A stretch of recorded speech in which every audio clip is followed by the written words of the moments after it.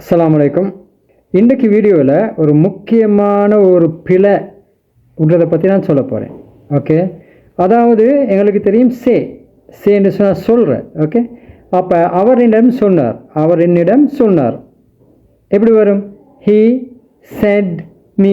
இப்படி தான் நிறைய பேர் சொல்ல நான் கேட்டிரோம். He said me, I said you, செட்டுக்கு பிறகு me, you, them, her, him, us, இப்படியெல்லாம் பாவிச்சலே படுறேன். நான் அதில் எக்ஸாம்பிள் சொல்கிறேன்.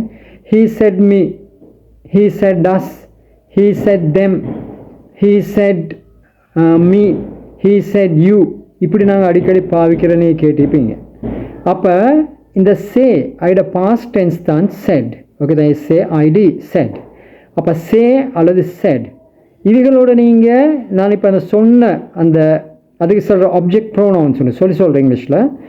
அதுகள் அதாவது me, them, us, her, him, you, இது மாதிரி சொற்களுக்கு ஆப்ஜெக்ட் ப்ரோனவுன்னு சொல்கிறேன். இதுகளோட நீங்கள் பாவிக்கும் பொழுது இதுகளோட நாங்கள் அந்த இல்லாட்டி செட் இதுகளை இதை ரெண்டையும் பாவிக்கும் பொழுது நாங்கள் கட்டாயமாக அதுக்கு இடையில் டுன்ற வார்த்தையை பாவிக்க வேணும். உதாரணமாக ஹீ செட் மீ அப்படி இல்லை, he set to me. He set her எப்படி வரும்? He set to her. நீங்கள் எங்களிடம் சொன்னீர்கள், யூ செட் மீ, பில எப்படி வரும்? You said to us, you said to us, you said to them, you said to her, set to her. இந்த to கட்டாயம் பாவிக்க வேணும். அப்போ தான் இங்கிலீஷில் சரி.